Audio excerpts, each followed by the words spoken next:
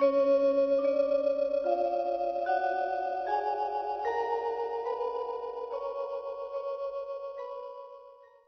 อนี้ก็ได้มาติดตามแนวทางจอมปลวกที่นี่ล่ะไม่ออกมาจำศีลว่าหั่นในวัดนี่ล่ะที่ปรากฏกันให้เห็นแซวสายอยู่นี่ไม่ออกพวกจำศีลจนพากันย้านกันตื่นน่ะที่จอมปลวกนี่ล่ะที่ปรากฏตัวให้เห็นน่ะของจังได้มาติดตามเบิ่งว่ามันเป็นจังไดจอมปลวกแห่งนี้เกิดอยู่ขึ้นอยู่หม้องที่เพิ่นเคยแขวนเ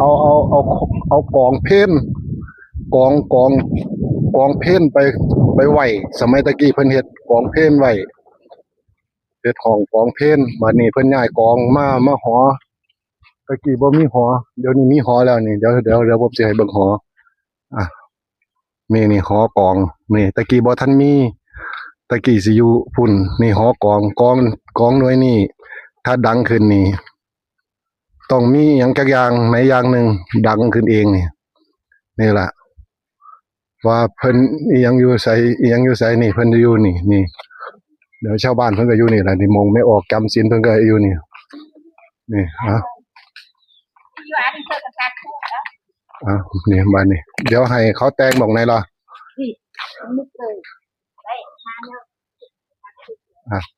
นี่ตะกี้กองเพิ่นสิห้อยไว้นี่ไว้ในห้องนี้พะนะเดี๋ยวนี่เพิ่นโอ้นี่เพิ่นมาเฮ็ดโต๊ะบูชายกมาไว้นี่เลยจนนี่ครับจอมปลวกโอ้อย่างงามเลยครับ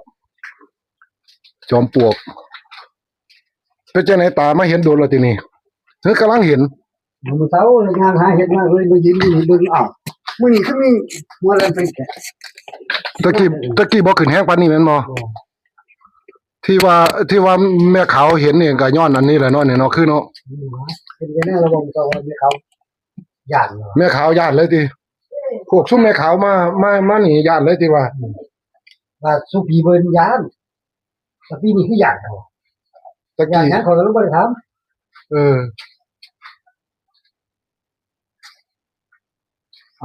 เอากิจนิ่งๆเอากิจน้องดุกดิกลงเนาะให้น้องดุกดิกลงสื่อสารเบิ่งเนาะเพิ่นสิให้ตัวไหนเจ้าให้น้องดุกดิกลงนี่กระถางทูบตานะนี่กระถางทูบเอานี่ตาคงมาเสียบทูบนี่เดี๋ยวว่าค่อยๆตาเพิ่นก็หูบ่ค่อยดี FC เอ้ยบ่แม่นเว้าให้เว้าขาดเด้เว้าคนนึงหูก็บ่ค่อยดีปานใดนี่น้ำดื่มเพิ่นเอิ้นเพิ่นมานี่เพิ่นมีหยังกับเจ้าที่เจ้าทางอยู่นี่เอิ้นเพิ่นมาให้เบิดเอิ้นมาโปรดมาผายเบิ่งดูแม่นแนวไหนอยู่นี่สิงสถิตสิงสถิตอยู่ในนี่แม่นอีหยังเนาะแม่นบ่เฮาก็อยากฮู้เฮาลูกหลานเกิดมาใหญ่รุ่นเฮาบ่ฮู้นี่แต่ลูกแต่หลานนี่มาเนี่ยเกิดมาใหญ่รุ่นเฮาก็บ่ฮู้บ่เห็นว่ามีอีหยังต่ออีหยังหรือว่ามีเจ้าที่องค์ไหนมาอยู่นี่บ้านนี้นายไหว้พระไหว้เจ้านั่งเตรียมตัวดีๆ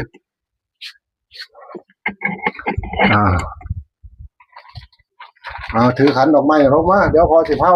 สวดขอเพิ่นขอเจ้าเพิ่นนั่งดีๆ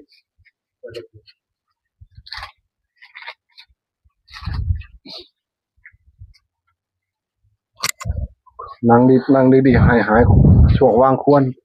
เดี๋ยวก็นั่งทั้งนี้นั่นละได้ที่แล้วนั่งยกขันออกมาขึ้นสาธุหาริสวานมิตังสมิตาปะพันตาวิชิตาจิตาปริตังพนันตุวัคเชตามิจรูปเปจิบิสิตาระเตจันตริเชมานีสีเปรัตจักามิตตุระสหานิจาวันติเกเต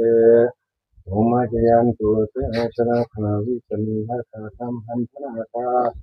ติทังตาสันติเกยังวรจนังสาธาโอมิสินันตุธรรมสวนาคารโรยมทันตาธรรมสวนาคารโรยมทันตาธรรมสวนาคารโรยมทันตาสาธุสาธุเจ้าที่เจ้าทางผู้เป็นปกปักรักษา กหลานได้มาขอโชคขอลาภนำเจ้าจอมปลวกแห่งนี้ว่าแม่นมีอิหยังสิ่งศักดิ์สิทธิ์อยู่ในนี้ขอให้มาบอกว่ากล่าวลูกหลานมาขอโชคขอลาภนำบ่ได้มาลบหลู่บ่ได้มาสบประมาทขอให้ครูบาอาจารย์จงคุ้มครองหลานน้อยด้วยเถิดสาธุสาธุ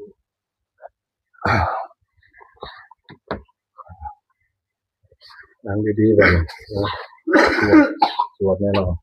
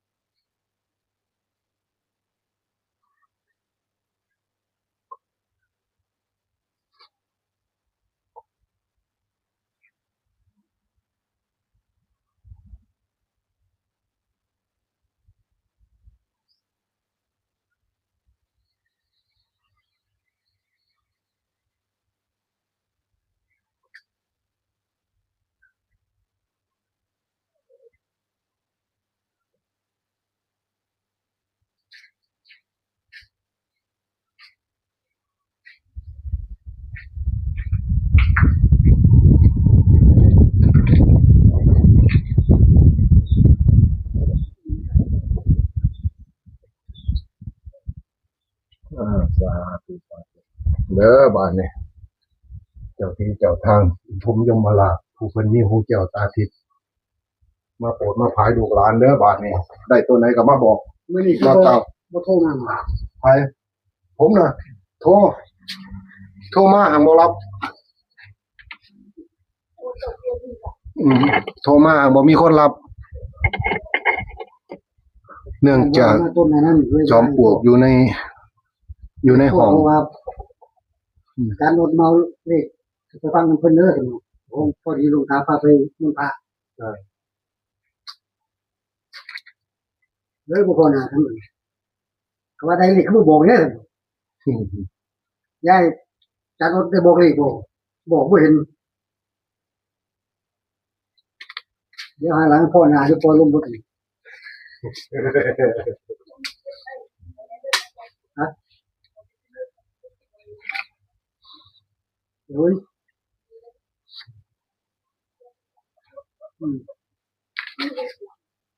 ฟังเลยก็ยังอีกมีขั้น เขาสิเขียนไว้ยังไง จอมมันพอนี่ก็ดีเลย ปู่จอมปลวกปู่จอมปลวกปู่จอม ตัวเรา ปล เอง วก ด้วยก็มีได้ตัวเราเอง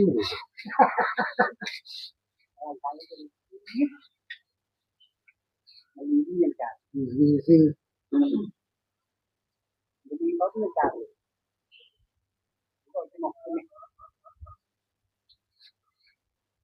จอมปลวก เราจะรำคาญประกันในปรีประกันตาเป็นอยู่ข้างนี้เนี่ยผู้คน จอมปลวก ให้ดาวิบายคนได้ถ้ามีหรือว่าใครเขาอยู่ใครมีอะไรคุยกับเขา หมอดูดิ เราจะรับประสบสบาย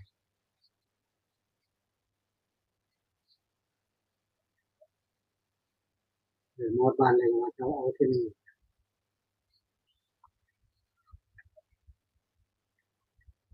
ปู่จอมปลวกเอ้ยบอกให้แม่นๆเด้อแม่นปู่แนวไหนอยู่ได้นี่ถ้าบ่ถือบ่นี่เขามากเขาพังออกนี่ก็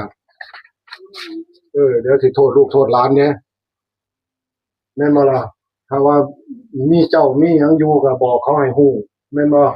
ลูกหลานสิได้นับถือหรือซ่าถ้าบ่มีหยังอยู่ก็ลูกหลานก็สิได้เอาออกเด้อแม่นบ่ปลวกสิกินของแม่นบ่ล่ะลูกหลานบ่ได้ลบหลู่เด้อลูกหลานบ่ซื่อสัตย์ลูกหลานบ่ค ใจ วาม มัน จริง มาเห็นห้องน้ำอย่างนี้เลย แต่ว่าบ่มียังบ่มีคนดูเลย ถ้าบ่มีหยังลูกหลานเขาก็สิได้ปรับปรุงเฮ็ดอีหยังอยู่ถ้าหัว ใครว่าอยู่ก็จะได้หา เขาว่าอยู่ก็สิได้หาเฮ็ดอันนั้นอันนี้ให้เฮ็ดให้อยู่ให้เศร้าเนาะแม่นบ่บ่แม่นว่าบังคับบ่แม่นว่าข่มเหงมาบอกมากล่าวมาหา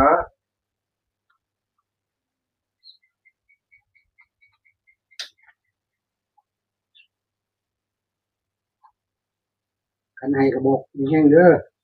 บอกออกมาแห้งๆบ่ต้องหวมต้องอำตัวไหนมันดีตัวไหนมันงามก็บอกออกมา ของหมดวันที่หนึ่งเด้อเด็กไงเบาเด้อเลยเล่าที่ผมเห็น ชื่อบ่เป็นพะนะเอาเลขงวดวันที่หนึ่งเอาให้มันตรงๆ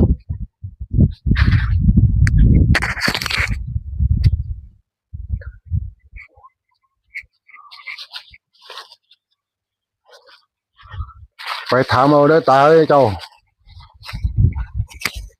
ไปถามเอามีไฟแก๊สเจ้าเนี่ยเอานั่งเฝ้าอยู่ใกล้ๆน่ะถามเอายามเพิ่นมาได้ถามเบิ่งเพิ่นอยู่นี่อยู่จังไหนกินจังไหนลูกหลานบ่ฮู้เด้อแม่นอีหลีบ่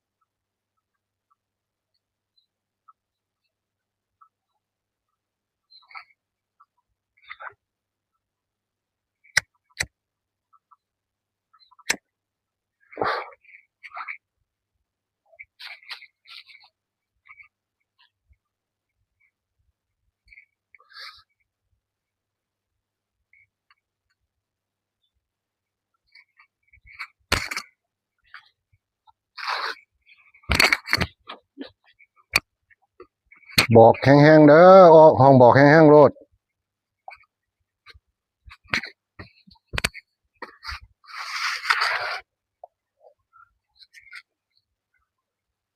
มีแต่คนหูดับ อืมมีแต่คนหูหนักๆด้วย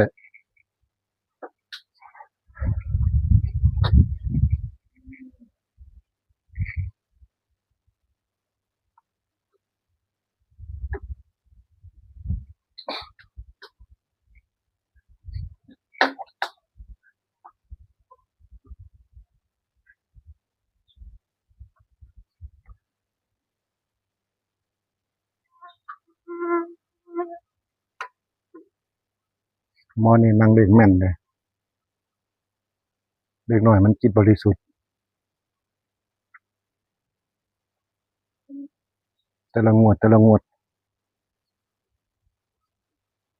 มองปูกคือพวกนั้นก็เข้าดีที่มันนั่ง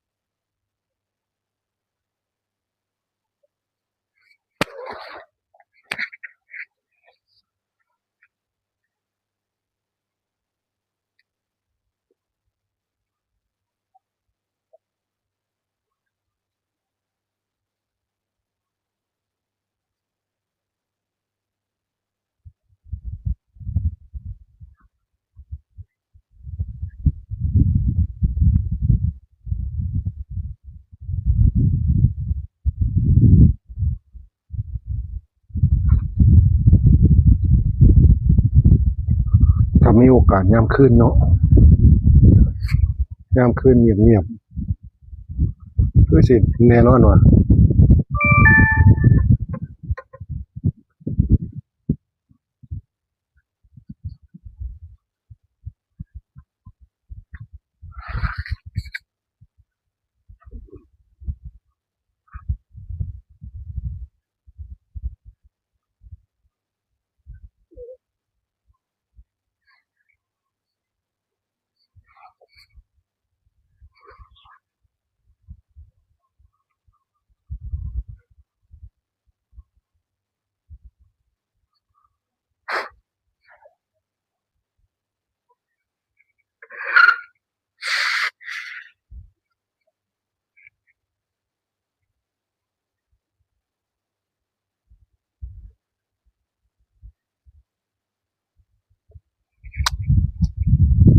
จะพระยังว่าอย่างนี้อยู่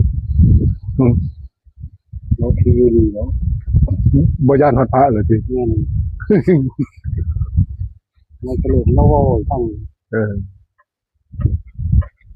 เราจะต้องนู่นนี่เป็นอยู่พระราชเนี่ย ครับ ของเขาไม่เยอะเลยเขาไม่เยอะเลยไม่ได้เข้าไปหรอวะโอ้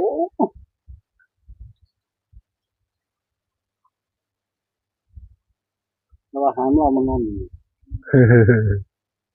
จริง พี่หามเพิ่นมานอน นอนอยู่ข้างนอก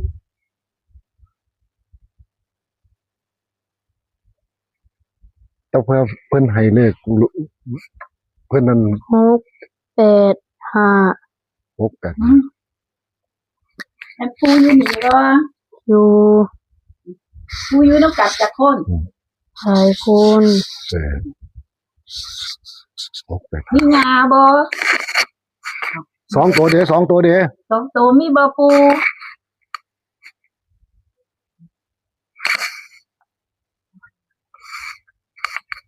อยู่จังไดน้อนี่นอบ้านอยู่นี่ติบ้านเพิ่น 2ตัวเด้ บ่มี ขอ2ตัวเบิ่งดู 685 68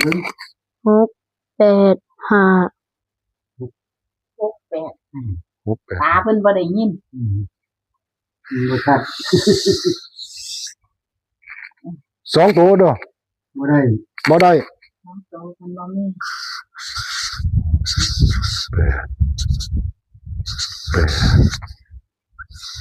ปูมาอยู่นี่โดนไป โดนแล้ว คือยัง เขาบ่ตัดจังซี่บ่ได้ ที่ว่าท่านได้ขึ้นกัน ต้องตัดให้เขาเนาะแม่นบ่เขาต้องตัดให้เขา เราจะต้องขึ้นมาขึ้นนี่ สาธุสาธุ ขอล่าง ฟังเด้อ ขอล่างมึงดูขอล่างให้น้องนะ หน่อย ขอล่าง เป็นนั่งอยู่นี่ เพิ่นอยู่นี่สิเพิ่นนั่งอยู่นี่ตลอดเลยตินาย อยู่ใจ ปูเป็นปูนี่นี่แหละ FC จอมปลวกนี่งามคือพาริสีนี่ ถ่ายไกลๆเนี่ย เด้อ ถ่ายให้เขา แหลมจีดีเลย ขึ้นมาอย่างงามเลย FC ให้685คู่เดียวเลย แต่ว่าตอนไหนงวดแล้วไม่ได้เห็น นี่ล่ะที่เพิ่นออกให้แม่ออกให้แม่ขาวเห็นเนาะแม่นบ่เอาโชว์ให้เลขให้เพิ่นเบิ่งดู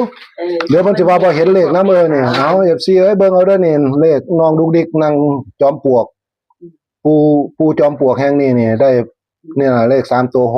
685กับ68แล้วก็85แล้ว65ตัดให้แล้ว